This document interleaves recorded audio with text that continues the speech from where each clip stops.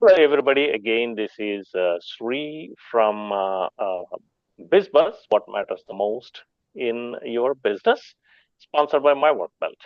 My Work Belt is a software that helps service-oriented companies to run their entire business operations, and from sales, tracking, all the way to selling, invoicing, delivery, upselling. So check it out, myworkbelt.com. And today I have Craig. Craig, how are you doing? Sree, I'm doing great. Happy New Year. Happy New Year to you and Happy New Year to all the audience. And I'm sure everybody is excited for the year 2025 and optimistic and looking forward for the year, what brings it to the positive outcome. Yeah. So, how was the holidays, Craig? It was really good. I ended up I didn't do it as well as I usually do, but I I get very deliberate about not working for two Yeah, weeks over Christmas. we I talked In about this that. case I did probably a week and a half. Uh-huh. But during that time I read, and I know this isn't what we're talking about, but I read a book called 10x is easier than 2x. Mm-hmm.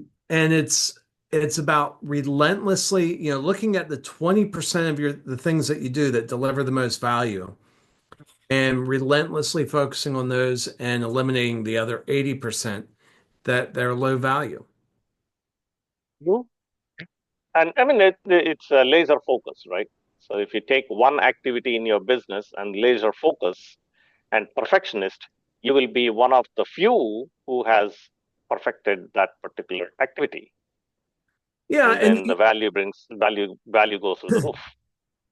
well, and it's interesting. I think that kind of ties into what we were planning to talk about, which is exactly that. It's taking something that a lot of people claim they're doing and just drilling in a little bit further. Uh-huh. And it's funny that little extra step gets the really big results. So we were talking about going from referral only to uh, lead Inbound. generation, inbound lead generation, right? Yep. So what are the pros and cons first? Let's touch that in a minute. Yeah. So let me put things in three categories. We have referral only. That's where Yes. you build a referral network and they send you business. That is wonderful. I don't want to knock that in any way. That is one. That's how we met. We just started meeting by saying, "Hey, let's talk and let's figure out how we can refer each other business." That's great. I'm not trying to knock referral, but referral only. Then you have outbound, Mm-hmm. and then you have inbound. Inbound. So referral only, you network, you have people send you business. It's a wonderful thing, except it's hard to scale. And the your limitation is the people who are in your referral network. The Then you have outbound calling, and outbound is and these guys are amazing salespeople. Usually, their former clients come to me after they've talked to them, and they say, "Hey, we have a system where we're going to cold call and we're going to cold email this list. We're going to buy this big list of people that aren't expecting to hear from you, and we're going to email them or we're going to call them on your behalf, and we're going to set an appointment." Um, the the sales presentation is amazing. I've heard it. I mean, it makes me want to jump on it. But where I pause, I think, how do I feel when people just email me out of the cold? And how do I feel when people call me out of the cold? Right. Right. If they call me in my car, Uh, um, I'm actually going to toy with them. I'm gonna uh, I'm gonna practice. There's I'm going to practice some negotiation techniques. I'm going to practice different things. Have no intention from buying from them, but they called me, so I feel the freedom to sit there and practice different things. And yeah, a little over a year ago, I was driving through Washington D.C. with my wife, and somebody called me about roofing. And so I just sat there and I toyed with them for about 5 minutes. My wife is like just bent over double in the passenger seat laughing. Um, But that's outbound, right? Yeah, yeah, that's inbound. And so my And it's a question, numbers game. It's a numbers game it's for a outbound. numbers game. Well, I have two questions about outbound. The Yeah. first is, do you want your first impression with your next customer to be, hey, we know you weren't interested, but we bugged you in the middle of your busy day and talked you into talking to us? That's your first impression. So the first question you have to answer is, if that's okay, then fine. Maybe outbound's good for you. Um, but if you don't want that to be your first impression, think twice about doing outbound.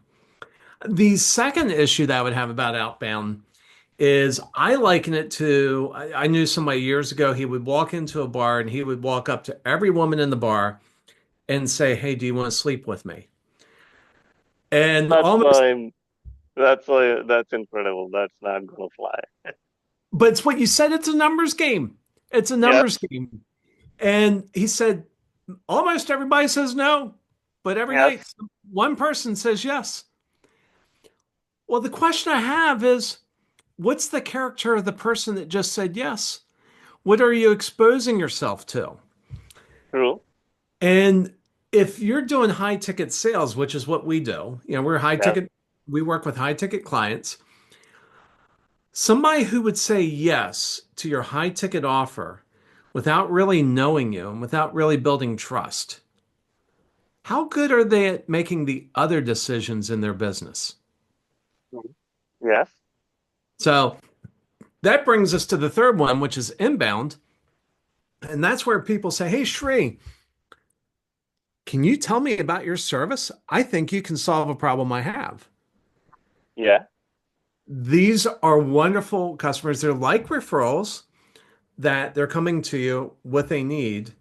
But this allows you to scale. If you do inbound properly, it allows you to scale and meet people that you would never meet otherwise. So notice the inbound is very, very more appealing. Why? By the time they call you, they're already sold. Yeah. You don't Yep. need to sell them anymore. Otherwise, they It's would not. In this technology world and in this, the amount of tools available to research what you offer and what they need and what whether you are a problem for the whether you are a solution to their problem or not, they're already determined yeah. before they even talk to you. And here's something to remember. I don't care how much you tell me that you do things differently. From the customer's perspective, no, you don't. If you're an MSP, you look like every other MSP out there. Don't bore me with the details. Um, you can try, but your customers won't get it. They just look at you as one of many. And so that's really the challenge. And that's actually who we typically work with, people that have high ticket commoditized services. Commoditized Yeah, meaning yeah. a lot of people like them. And so to your point, Shree, for them to call you, this is the hurdle that you have to ever reach. And this is why people believe falsely that they're in referral only businesses, is you want them to call you saying, I believe in you and I think I want to do business with you. And that's the tough nut to crack.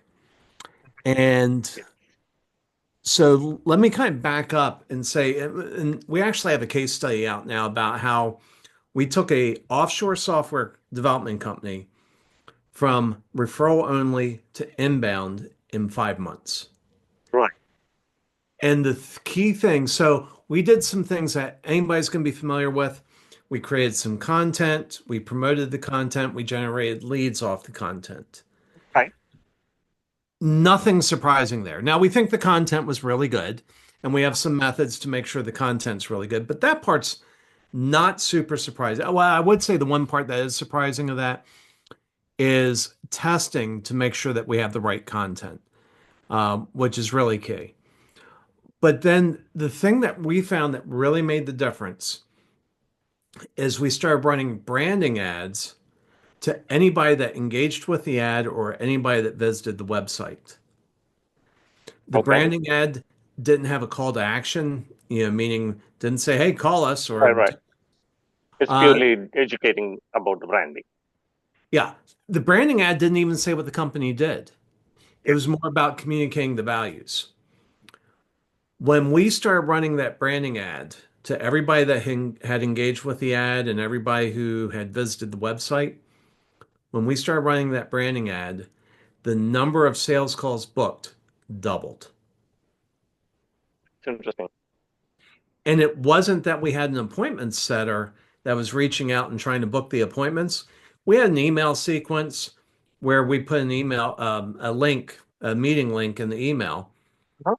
and people found that. I mean, yesterday with this client, we had somebody, we still not sure how they found the meeting link, but a complete stranger. And they came in, somehow they found the meeting link. They skipped the lead gen. They didn't engage on the lead gen piece, And straight to the meeting link. went straight to the meeting link. I see. That's massive. So, what are the fine tunes that are different in this case than any other inbound activity? So the first part on the piece of content and the ad that we ran, and we did promote the content with an ad, is we did a battery of testing where we test top pains, top benefits, and top challenges. And so that's a problem that a lot of businesses have. It's the curse of expertise. You look at somebody and you say, "Hey, I know you have this problem." The problem is you're usually more educated than your client, and you're usually talking about a problem that your client's not aware The of. client's not aware. Yeah. So So then the automatically the client is looking at you like that. You know my problem means you also know the solution to my problem. right. So the first thing we do is we do a battery of testing to find the top pains, the top benefits, and the top challenges. The top challenges that they can't overcome that are causing the pain, and the top benefit that they want.